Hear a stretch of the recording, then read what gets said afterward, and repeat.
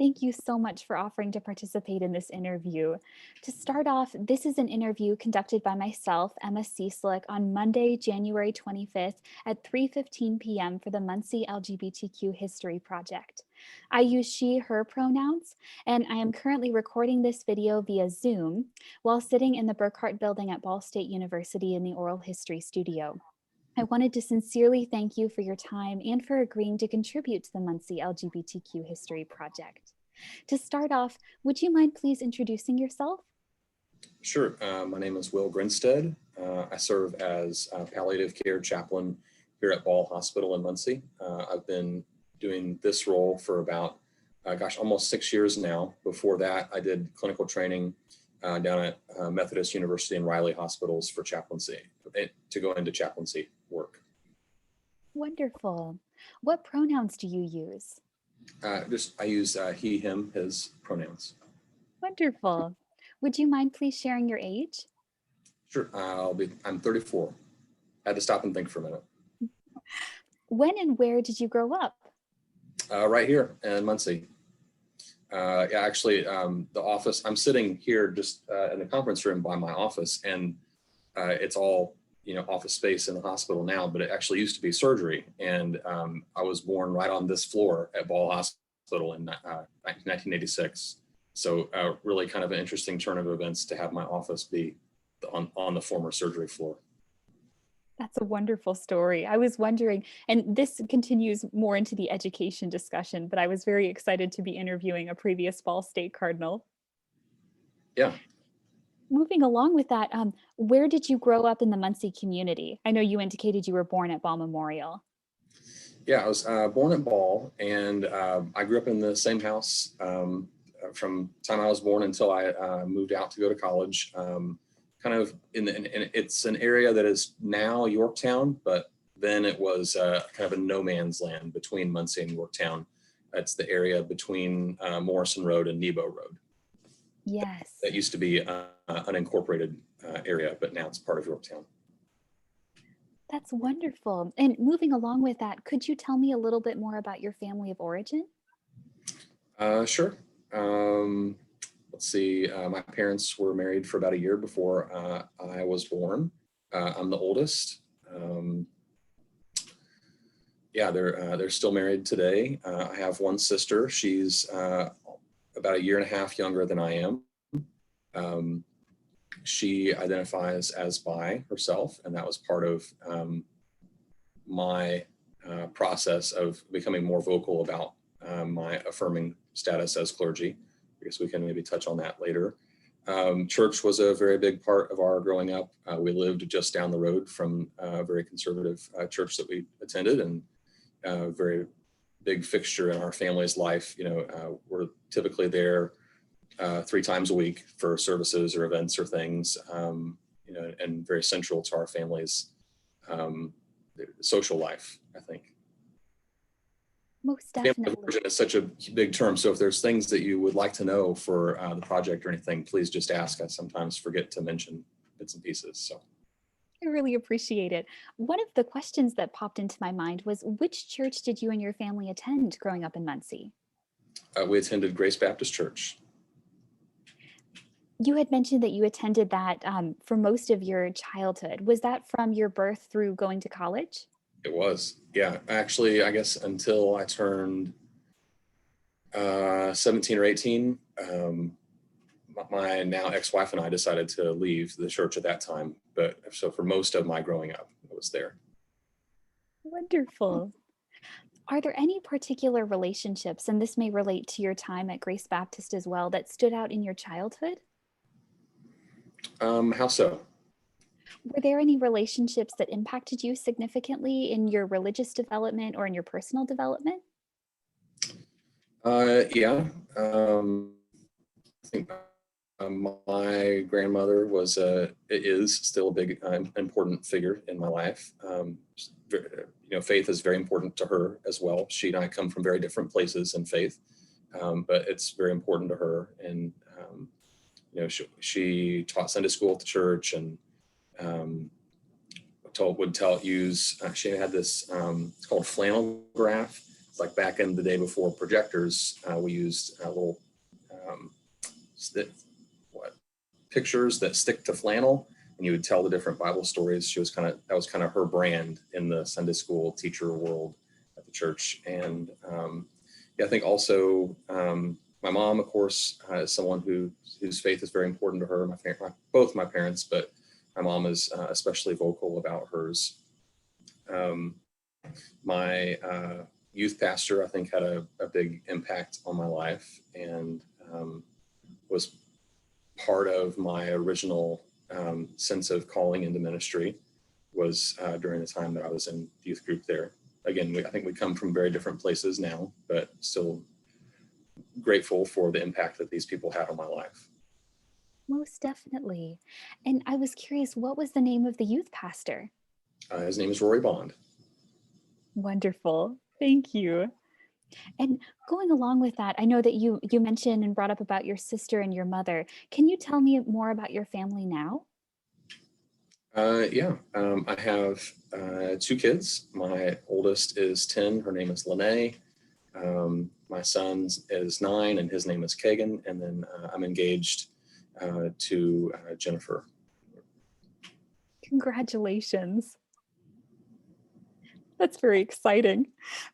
And my next question, and this goes along with what you were talking about as well, is you indicate that your family was very religious. How did religion impact your ideas about sexuality while you were growing up? Yeah, profoundly. I grew up in the conservative church, but I also attended Heritage Hall Christian School, which is the school associated with the church.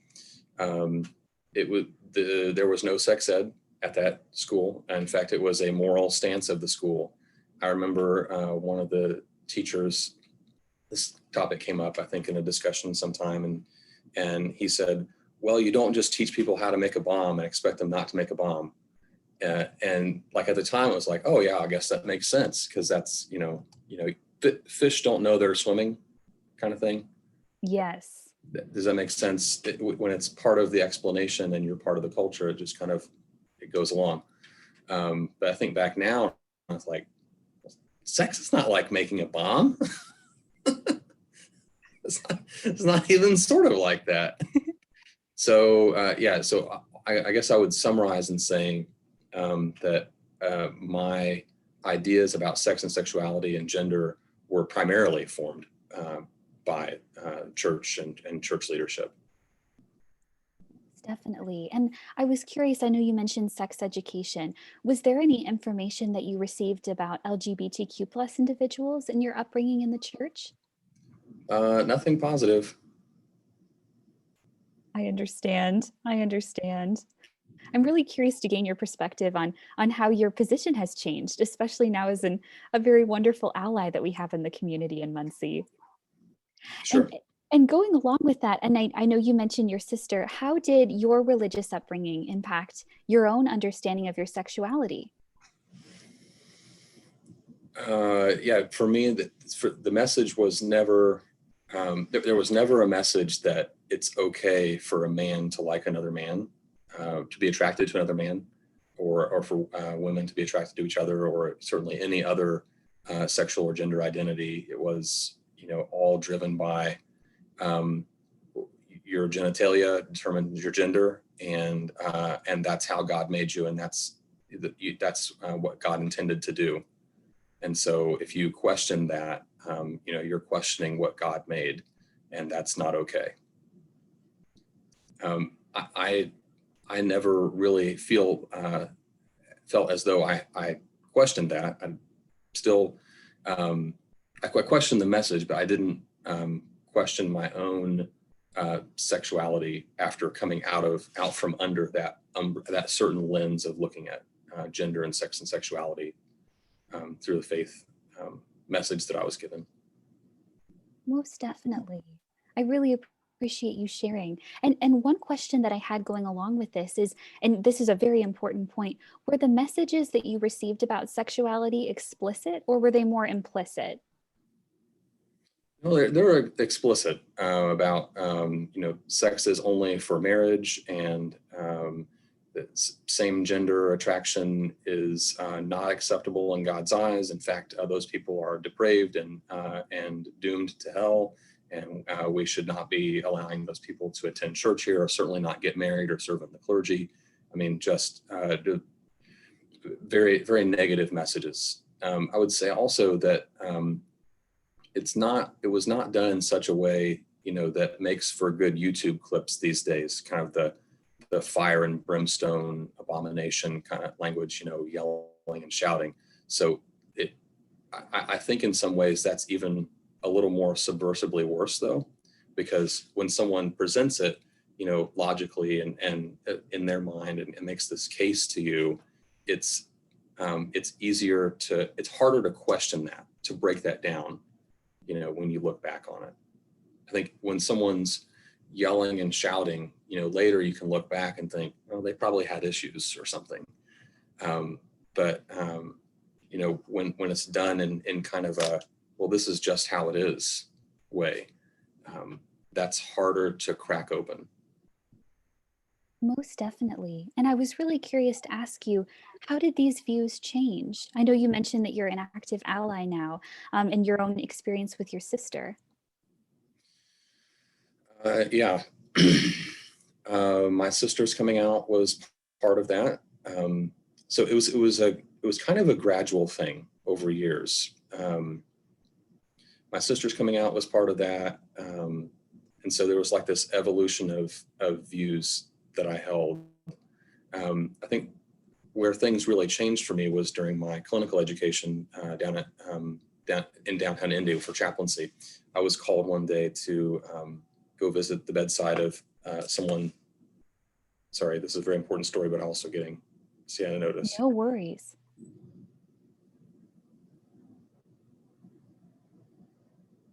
Okay, looks fine. Okay, reset. No worries. I got a call when I was in clinical training for chaplaincy that a woman was dying on the intensive care unit, and they had requested a chaplain to come to the bedside. So, I had just been doing this for a few months and went up there, and this is not very unusual in chaplaincy work to, be meeting someone for the first time at a critical moment, of their passing. And I walked in, and the nurse introduced this other lady at the bedside as her friend, and I approached and said, I'm just meeting you and just want to know what I can do for you. I'll stand here with you, and I'll pray with you if you would like. But this is this woman best, and what would be the best thing to do. And she said, well, she believes, and I think it would be good to have a prayer. And well, I love her, and I know that you wouldn't be okay with that. And her face, her whole disposition just dropped, just fell into herself. And I remember feeling just so brokenhearted by that moment, that, here I am at such a tragic time in this person's life, and, trying to bring something holy into that and bring some peace and comfort. But the thought on her mind is, you're going to condemn us. You're going to cause more harm to us. I can't imagine what it must have taken for her to actually ask for a chaplain to come up there. What a courageous risk that was, to ask a complete stranger. And so I simply said, I can tell that you love her very deeply, and I'm very glad to pray for you all today in a very difficult time. And she, talked about how much that meant to her, and she was very appreciative. And that really left an impact on me. It has stayed with me for, these years now. About 9 years now that I've been doing this. That, those messages of condemnation, that people are an abomination, that they're not right, that they're, psychologically disturbed, all the different terminologies that gets thrown at our LGBTQ neighbors. Those things are buried so deep and are so harmful. And it's quite hard to dig out of that, when you go to do ministry that obviously is beneficial and needs to be done for someone at the end of their life. You shouldn't have to be getting past all the negative messages they received. So that's one critical moment that I think back to when I knew, as I processed and reflected on that I really needed to be more vocal about being an affirming clergy, and that you know, I don't know how much impact one person's voice has, but I know that the cost to me to stay silent and to go along and tacitly support messages that are spiritually and psychologically harmful to people, I know that the cost to that to me was too great to go along with that. Most definitely. And I really appreciate the impact you have in Muncie's community. I know your role plays a very significant part in stories just like the one you discussed. Thank you. And I was curious, I know you mentioned your sister. When did she come out to you and to your family, and how did that impact you? Let's see, that would have been,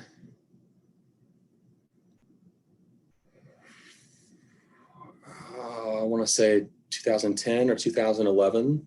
And, my sister I'm kind of more of a quiet introvert, and my sister is very much not, kind of very exuberant, loud personality. And, we're kind of contrast each other that way. So she came out, and she told my parents, and then just made a big Facebook broadcast to everybody else, saying, here's how I am, deal with it. I didn't want to talk to all of you individually. It's exhausting, kind of thing, which was fine. And I called her and told her that appreciated her telling everybody, and I love her, and, can always talk to me if something's happening or something like that. And she was very appreciative of that. We have a great relationship still today. I'm very glad to hear it. And going along with that, and you definitely touched on it in your story and your relationship with your sister. How do you see the relationship between sexuality and religion?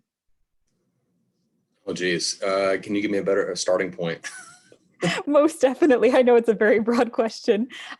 In your own work, and specifically, I was curious for the next part in your education. How did you see that evolving relationship between the two things throughout your life and your work and your education? And the evolving relationship between sexuality and religion? Yes. Yeah, I think sex and religion sex, sexuality, gender are things that, how would I summarize this? The word religion means rejoining. So it's come from two words. Religio comes from the same root of the word ligament, binding two things that wouldn't ordinarily touch each other, helps them to kind of connect and help in a helpful way together.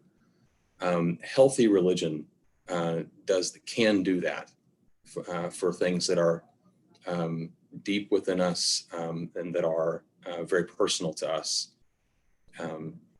Sex, sexuality, and gender definitely fall in that category. And so I look at it as, okay, as much harm has been done in the name of religion towards our LGBTQ neighbors. What an incredible gift we could give with religion if we just learned how to, frankly, just to do a B- job. Just don't say anything dumb and stay curious.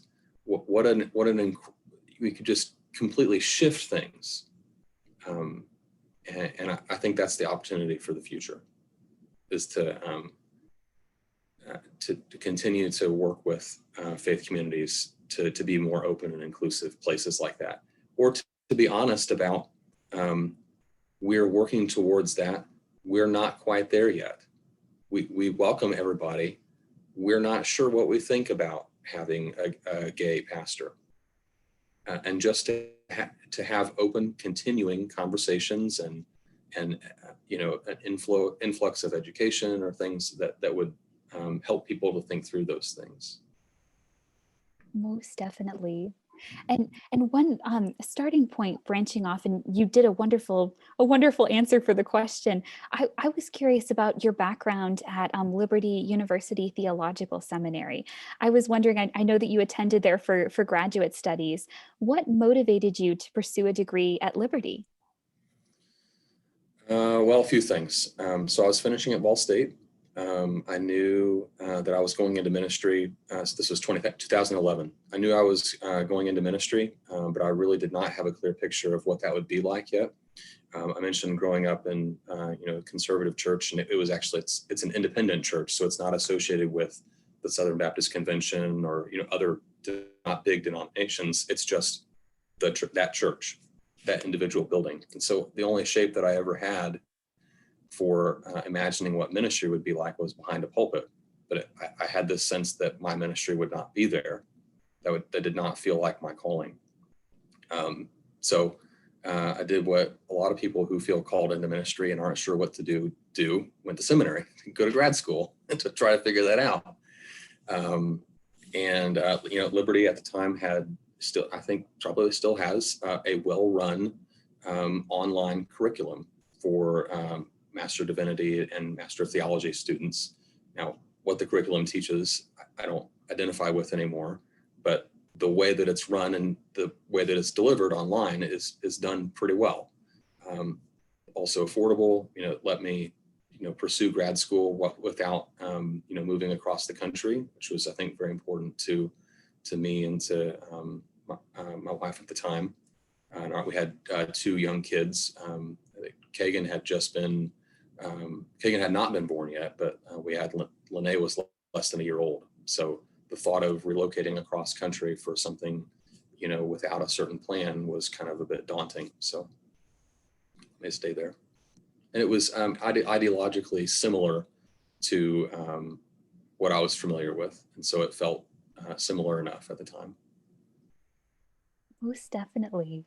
And I was really curious, going along with that. I know that, and I know you are familiar, you mentioned it in your response, that the founder of Liberty University, Jerry Falwell, did hold some anti-LGBTQ plus views, and the university emphasized some of that in their theology. How would you describe the university's official position then when you were attending and now?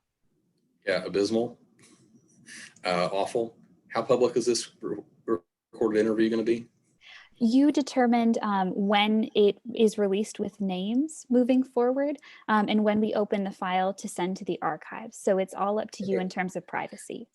Yeah, I think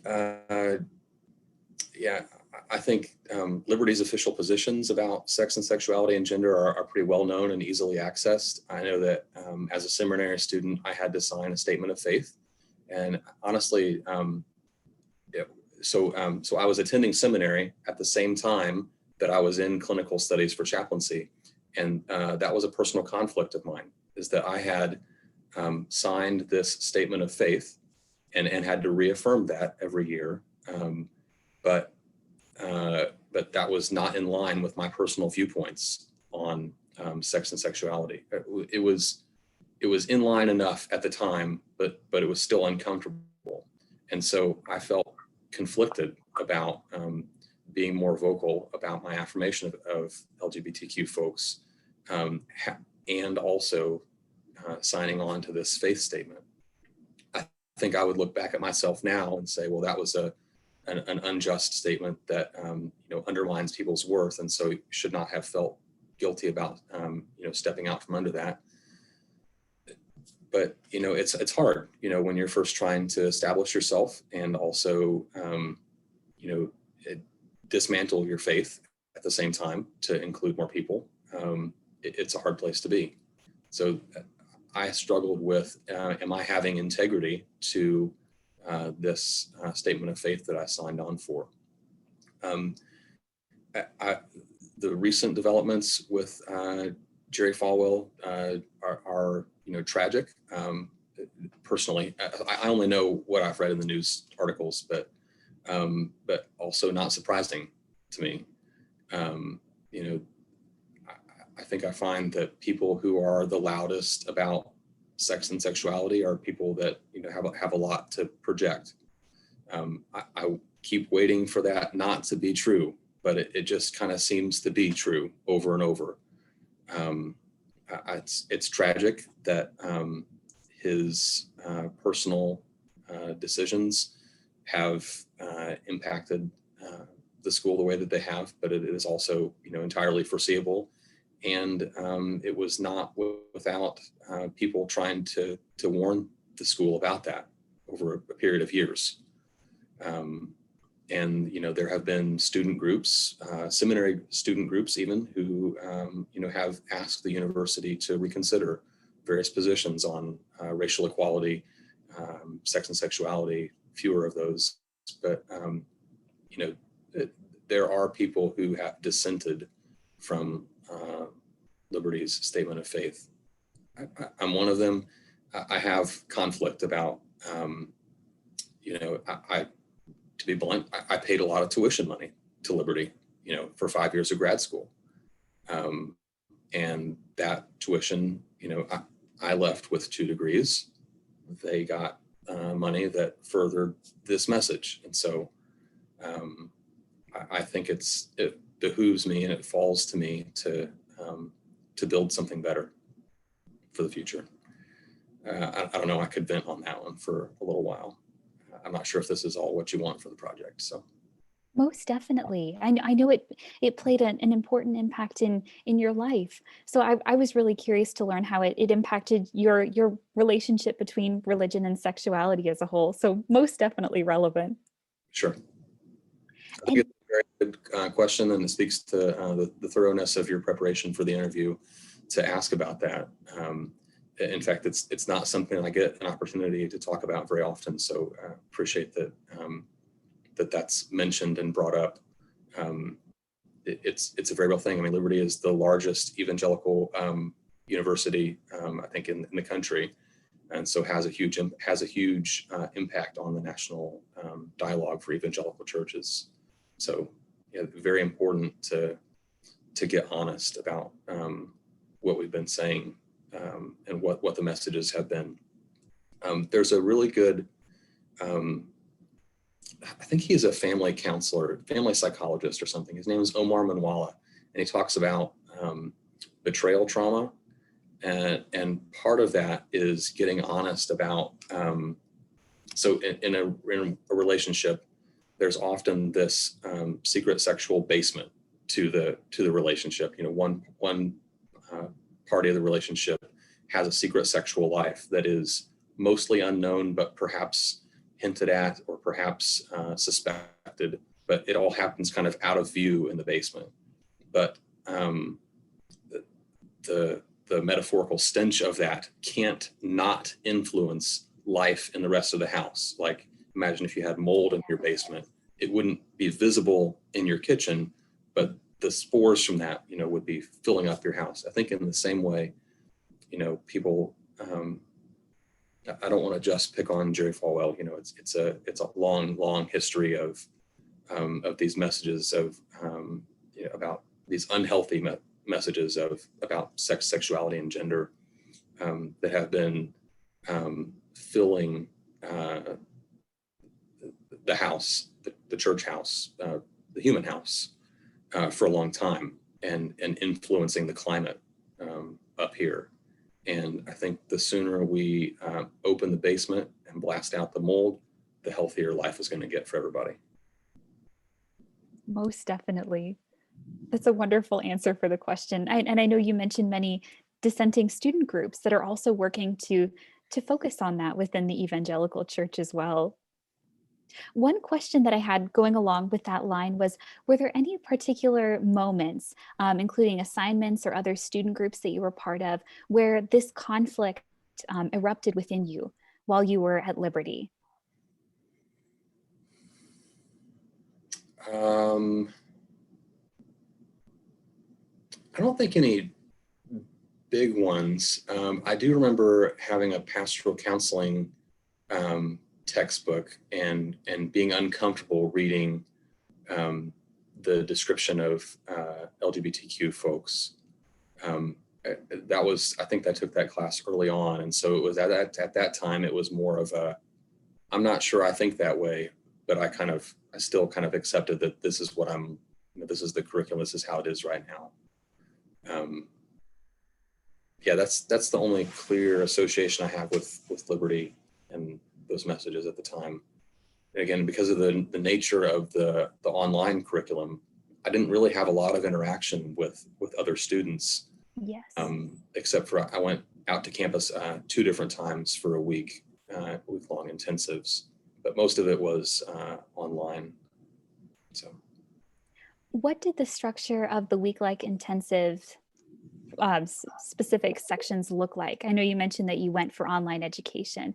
What purpose did they have in bringing students to campus?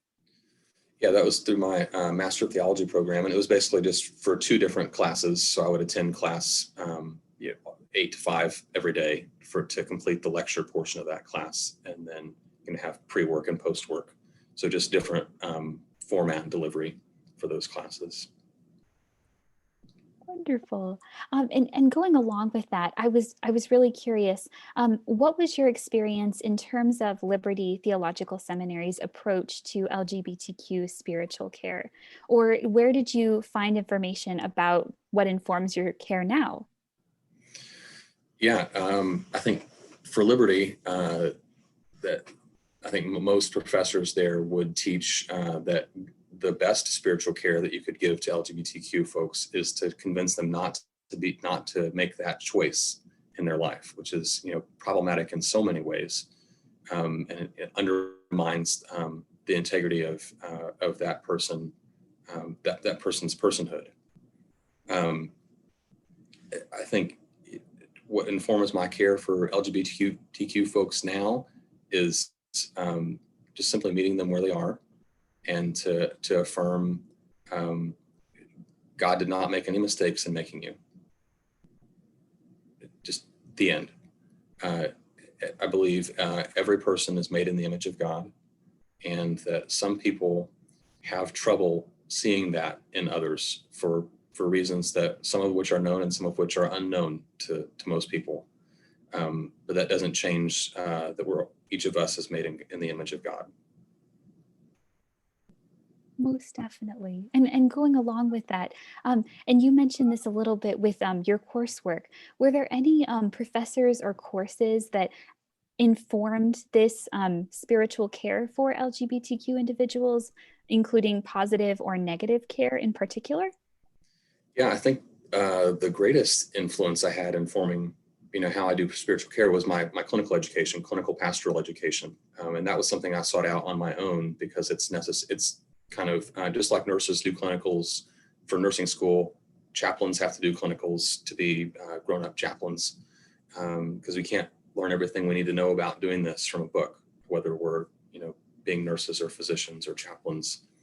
I had colleagues in my residency class who were all different variations of LGBTQ. I knew several of them, and talked about messages that they had heard growing up, and how to be more mindful of these things when we're stepping into a room.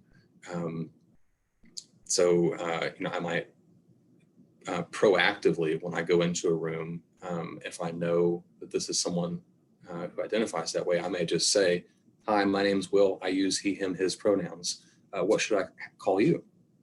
And just start that way. So it just sets the tone for a welcoming interaction that way. All of that kind of developed over time. In chaplaincy, we believe one of the terms we use is the living human document. So again, we have a foundation in what we know and how we practice from theology or psychology or other current research in spiritual care. But we also follow what our patients teach us.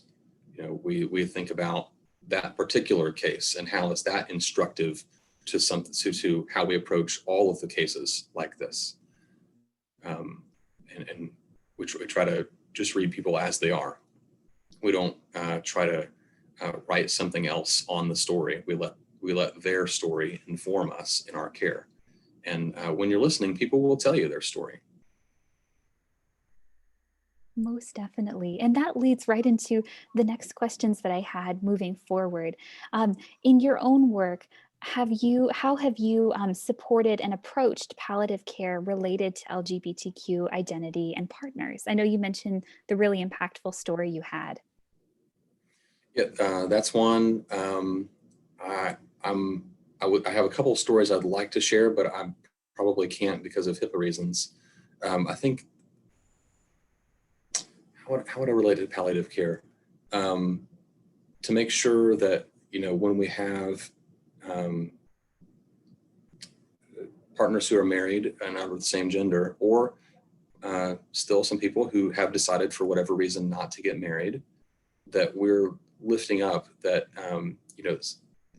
this is because so marriage has an impact in who can make medical decisions and what decisions they can make. Also, disposition of the body after death. So there are some nuances of this that really come to the surface fast sometimes. So, gosh, again, I'm stumbling because I'm trying to think of how to relay this without giving away information I shouldn't. But people who are in a position to who would ordinarily be the person making decisions, but are then, because of the state statute and the hierarchy of decision making, excluded from that. It's important to bring to the team, no, that person really should have a louder voice here in making decisions on this patient's behalf. They only don't because they've been deprived of this civil right until what 5-6 years ago. I mean, recently. It's just unthinkable, that for most people outside the LGBTQ community, that that they would live in a time when the government might declare that your marriage is invalid. Like it's you just can't imagine it until you've lived under it. That oppressive atmosphere. Wondering what some congressman or some governor is going to decide today about your civil right to be married. Most definitely. And going along with that, I know you have a unique perspective to shed light on this. What resources are available for LGBTQ plus individuals and their partners at Ball Memorial? Every resource. We try to be the most welcoming place that we can be. Now, is every single person here open and affirming? No. But all of our leadership has made that a priority. And we make it a priority in the care that we give to not treat anyone differently. I am sure that we don't always get it right, but there should be no difference in the way that we treat LGBTQ folks than other patients. There should be as compassionate and caring and affording every option that we would to other patients. The hospital has not always gotten that right. Before I came here, I think it was 2013, 2014, there was I think there was a lawsuit filed even for someone who identified as trans who came to the ED who was turned away, allegedly. Again, I don't know all the details, and kind of the specifics of that are really important for some legal reasons. But I think that, along with our commitment to live out the values of our organization, has really turned a corner. Now, it's a lot like communication, right? Communication happens not when you think you speak clearly. Communication happens when both people feel understood. And so I think it would be unwise to think it's like people saying there's no racism anymore. Oh, that's asinine. Of course there is. There's always going to be work to do, but we have a very strong commitment to change and to be open and affirming of our neighbors.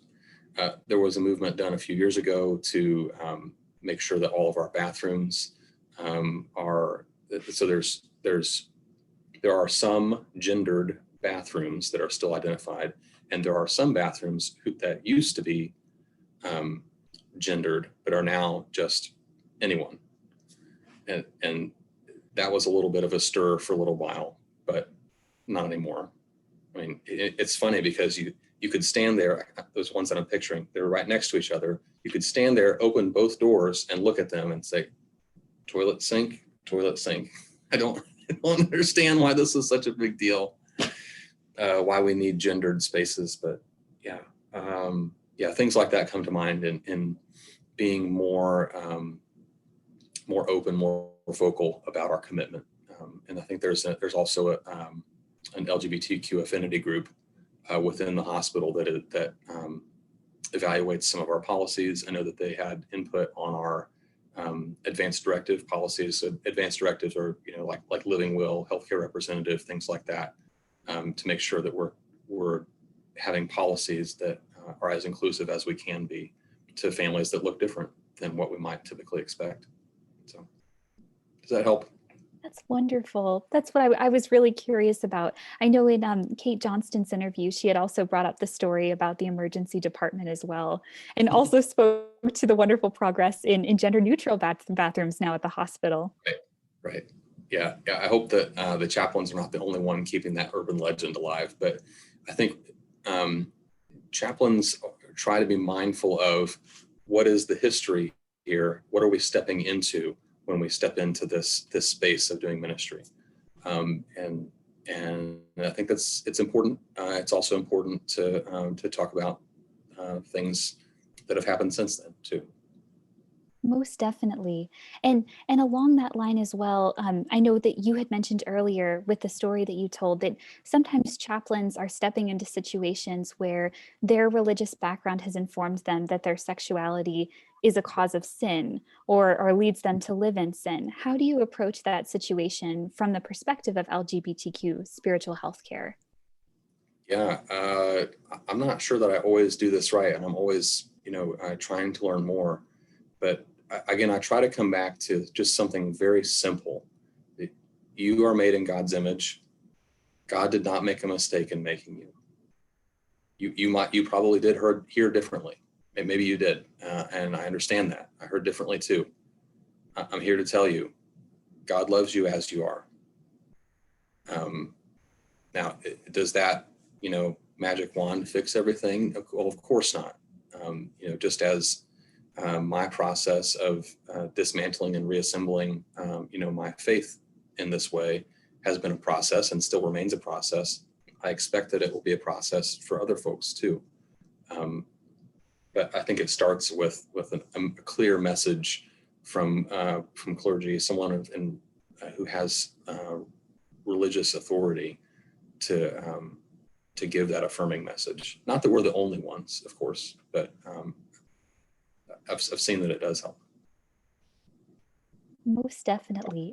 And going along with that as well, I was curious what spiritual support, I know that you specialize in palliative and end of life caring, do you offer for LGBTQ individuals at Ball Memorial? Is this support or resource unique in any specific way for specific patients? I don't think it's anything special or unique to be affirming of people. People tell me that it is, and I guess I have to take that at face value. Anytime that there's an issue, a question with a patient who's struggling this way, or processing through messages they received versus how they believe now, I think we as a chaplaincy staff know how to refer those between us and who can be the most help to that patient. We do all come from different religious backgrounds, and we also respect and refer to each other to address those things. So. Wonderful. And going along with that, and you had mentioned this a little bit before as well, how do healthcare workers at Ball Memorial treat or react to LGBTQ individuals that they encounter in their workspace? My impression is mostly positively. I have not heard a negative story recently. I'm not everywhere at all times, but I think stories like that do tend to rise to the surface and get spread around, but I think mostly positively. I think that's because of some very intentional work that the hospital has done. So for instance, it's not just a in words commitment, but there's policy change. There's very vocal support all from the top of leadership on down. I'm going to forget his title, but his name is Kevin. He's the vice president of values, I think, for all of IU Health. So not just Ball Hospital, but all of IU Health.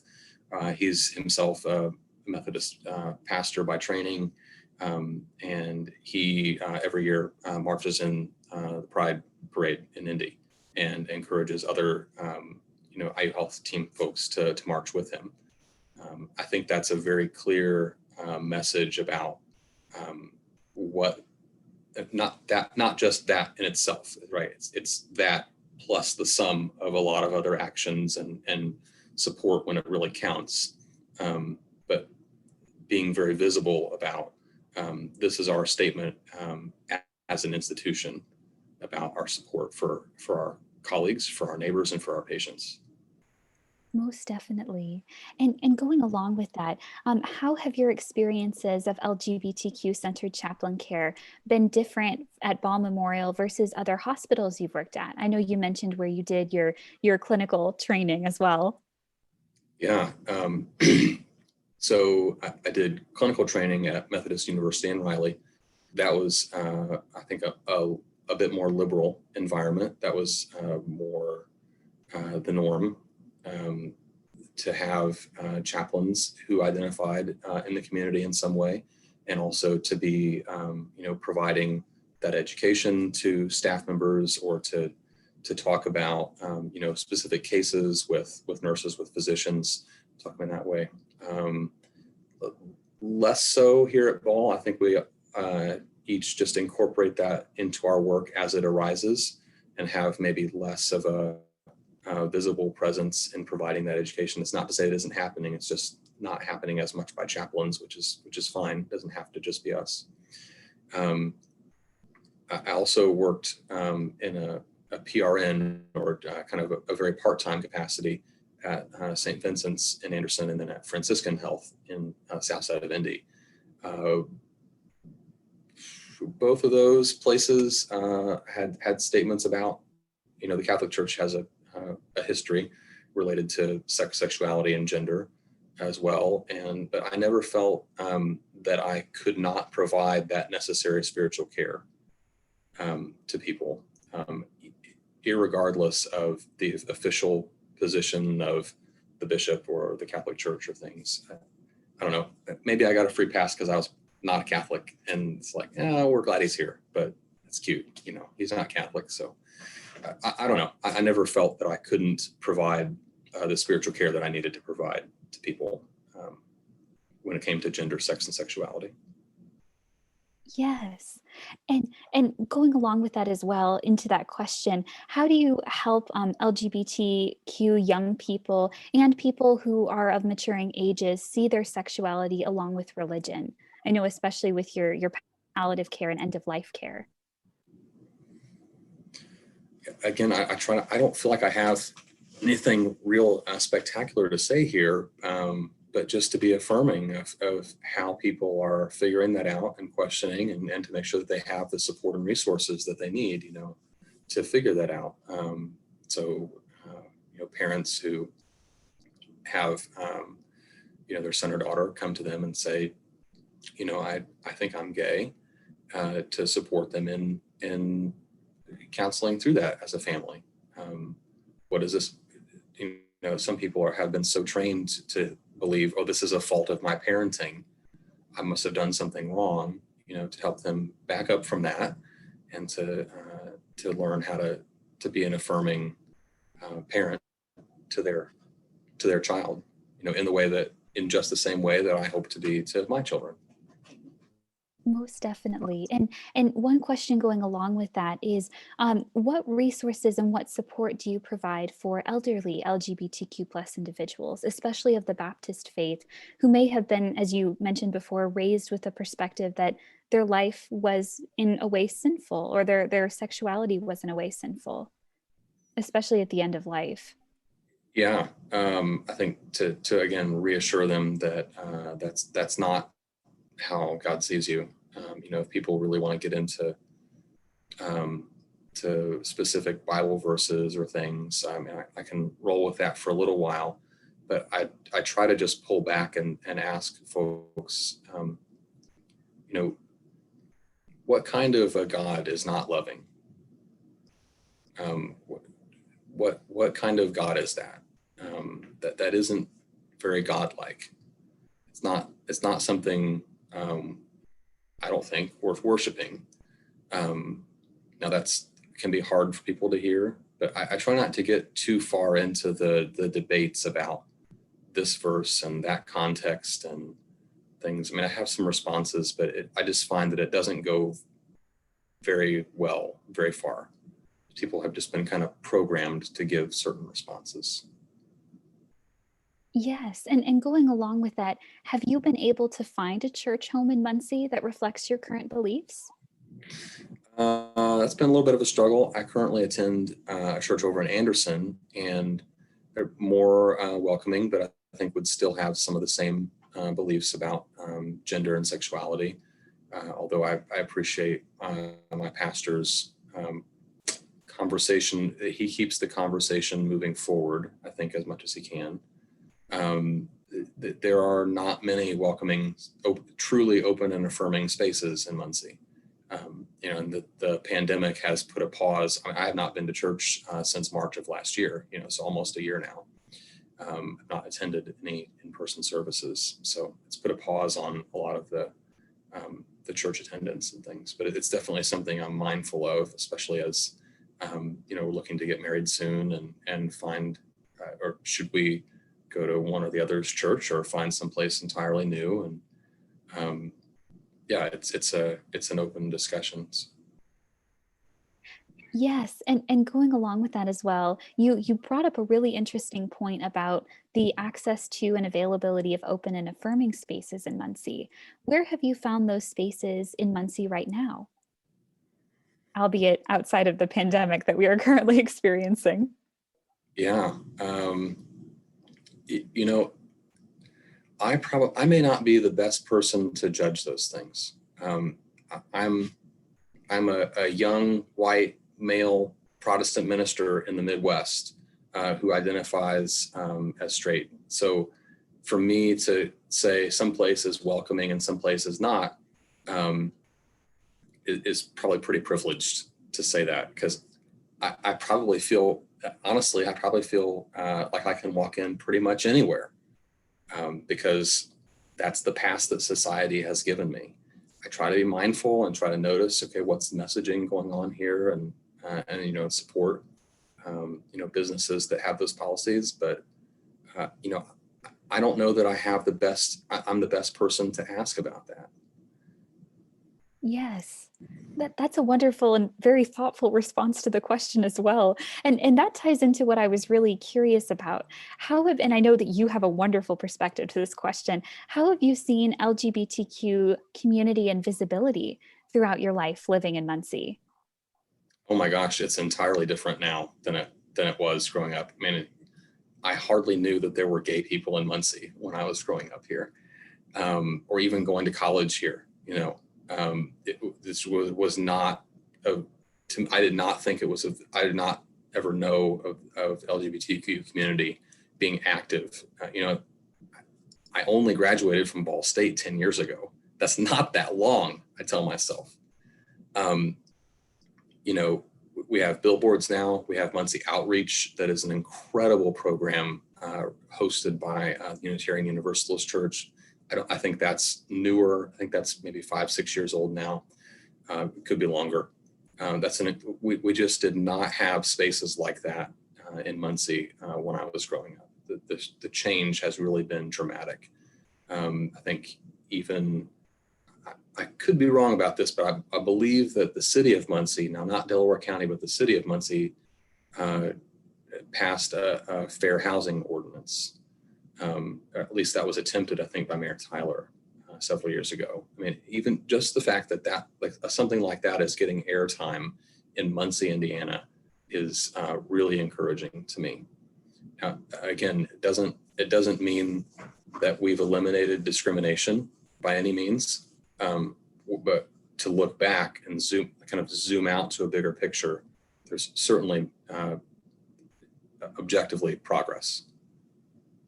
Yes, you mentioned Muncie Outreach. Were there any groups on campus when you attended Ball State that were promoting LGBTQ acceptance and visibility? I think that there probably were. The most honest response is I just wasn't aware of them because it was not on my radar at that time. All of my kind of evolution faith-wise happened after. Yes. And going along with that, moving with the questions I was really curious to ask you, and this was especially pertinent given that we are currently in the COVID-19 pandemic. How have you seen the spaces in Muncie change and evolve based in response to the COVID-19 pandemic? How so? I'm not sure I understand. Specifically in your work at the hospital, how have you seen COVID-19 affect LGBTQ healthcare and spiritual healthcare during the pandemic? I think one profound effect I see, for all of us is this increased isolation that we feel, and that's a very visible part of our care here in the hospital, because I get off and on, but for the most part, people have not been able to have visitors, and sometimes people come to us from nursing homes who have been, quarantined there, and now they come to us. And I mean, so we see people who haven't seen their family in 6, 8, 10 months or longer, and that has a profound effect on the human spirit. As much as we try to provide a welcome and compassionate environment, we're not the family. I think it does make me mindful of people who have either had to step away from involvement in their family because of their identity as LGBTQ, or have been kicked out of their family, disowned by their family, and what an isolation those folks must experience, pandemic or not. That must be just incredibly isolating to people. Yes. And I know this is one of the less researched topics as well, considering movements towards better COVID-19 healthcare in recent months. How have you seen COVID-19 pandemic care evolve for LGBTQ individuals? How have you seen their needs accommodated during the pandemic?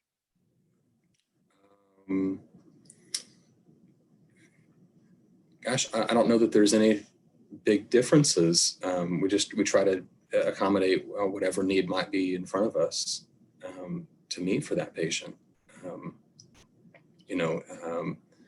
The visitation restrictions on the surface say that only direct family members ought to be visiting someone, but we have no.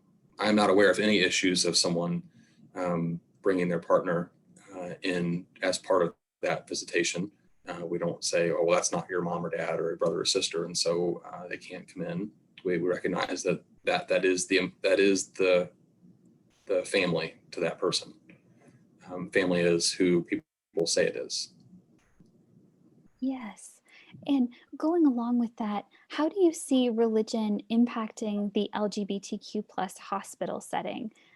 Is there any ideas about healthcare as a whole that is impacted by spiritual health? And how do you see that as an essential piece for LGBTQ plus patients? Yeah, that's a really good and thoughtful question. Actually, it's one I've given some thought to. Again, this is just my ideas about it. Okay, if someone tells you you're not loved by God, you're not valuable, you're an abomination, and you get all these negative messages about yourself, it can't not affect you. At a certain level, those things stick, especially when they come from an authority figure. And so when I see folks who are LGBTQ who happen to come from these backgrounds and then have poor health behaviors, so like they're abusing drugs or alcohol, tobacco use, they're diabetic, but they're not checking their sugar or taking their insulin as they should, or going to follow-up appointments. Those things correlate to me. When you've been told, again, I'm just going to summarize, when you've been told you're worthless, it's really easy to develop health habits that reinforce that message about yourself, because it's this negative feedback loop.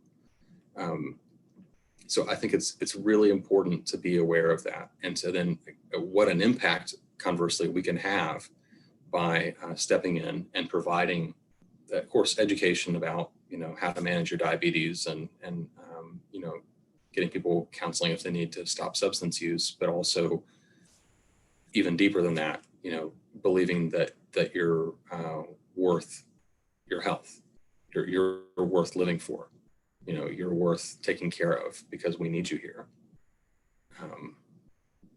That's the home run, right? That's the healing that can happen for people. Yes. And now during the pandemic, the FDA has reduced the waiting period for individuals who are having men who have sex with men, their waiting period between giving blood from 3 years to 3 months. How would you say that that has impacted your experience with individuals in the hospital? Has that had a remarkable difference on people's willingness to give?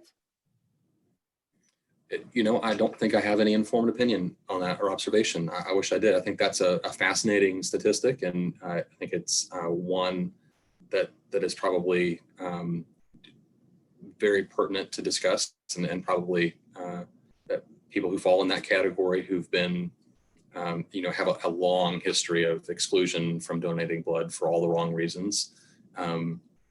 Those folks, I think, are probably very encouraged by that, rightly so, as am I. So. Most definitely. And moving on to discussing religion and LGBTQ identity in the community, we're really interested in how this community exists in a community you've been part of throughout your entire life. Can you tell me a little bit more about your experiences in a predominantly Christian community as a whole since your childhood? Can you narrow it down for me? What was Yes. I was really curious. I know you mentioned your background with explicit ideas about LGBTQ individuals in your church growing up. How have you seen that publicly in the community? Yeah, so people, so it's easy for me to imagine, I'm not thinking of any case in particular, but it's easy for me to imagine, someone who owns a few rental properties and attends and hears in church on Sunday morning, gay people are an abomination, they're going to hell, they're depraved, they're mentally ill, all these harmful messages. It's very easy for me to imagine them in the context of, no fair housing ordinance, denying a gay couple to rent a house to a gay couple for no other reason than they're gay, and there would be no legal recourse for that person, that couple. I think that's one subtle way. So it's again, fish don't know they're swimming. It's in the water, until you get rid of it completely, people won't be able to see it for what it is until they're kind of out of it. Could I think of others? I'm sure that this is one that'll probably I'll stew on after the interview is over, but yeah. In fact, maybe an insider's perspective is kind of hard to have on this, because I've been so much a part of it that it's hard to always see all the nuances of it. Yes. Thank you. I believe those were all of my questions for the interview. Was there anything that I have not covered that you would like to make sure we cover before concluding the interview? I think people are mostly doing the best that they can with what they have. Again, all this growth happens in stages, right? This emerging from very negative attitudes towards LGBTQ folks, towards being vocal and open and affirming, and there's a whole spectrum in the middle. I don't think anyone who told me harmful messages about LGBTQ people is a bad person in themselves. I disassociate the message that they gave me with the person that they are. And so I think I would want to have that be part of the interview, is that, this is what I took from my remembering of these messages. People may remember it differently. That's okay. I respect that they do. I don't have any ill will towards the church I grew up in, the school I attended, my family. I just can't live my life holding on to those things. I don't expect that if someone else sees this interview, I expect there may be some hurt from that, and that's okay. I validate that they may feel that way. The cost is too great, though, to not change those messages and to call them what they are. People are literally dying by suicide, dying a slow death inside because of these messages that have been distributed as and told as blessed by the church, blessed by God. That this is how God sees things, and I won't put up with that anymore. I can't stand for that. Yes. Is there anyone else that you would advise us to reach out to for our interviews and our project? Yeah, I saw that in your list of questions, and actually Kate was going to be at the top of my list. So that's funny that you found me through her. You're looking for specifically clergy? Clergy, chaplains that are working at the hospital, or especially people identifying in the LGBTQ community. One person who comes to mind is Robert Abner. He's the pastor up at Lutheran Church of the Cross. I think he runs a student ministry there at the Presbyterian Church right off of campus. I think it's First Pres. I think he would be a great person to talk to, get his unique perspectives. I don't know if the name J.R. Jameson Pippin, if that's come up before. He is one of the founding people of the Facing Project, and actually was interviewed by his podcast around December of 2019. He and I had a good conversation about faith and LGBTQ folks. He's someone, and I think he just released a book. Has a book coming out about his personal coming out journey, and faith, I think, is a significant part of that. I think he'd be a wonderful person to talk to if he's willing. Those are two at the top of my list now that you've already talked to Kate. Thank you so much. I really appreciate it. I wanted to thank you so much for your contribution to the Muncie LGBTQ project. I really appreciate it. Thank you. Thank you. It's an honor to be asked, and I hope I've said something that's will be helpful to someone someday. Most definitely. I really appreciate your contribution. Thanks.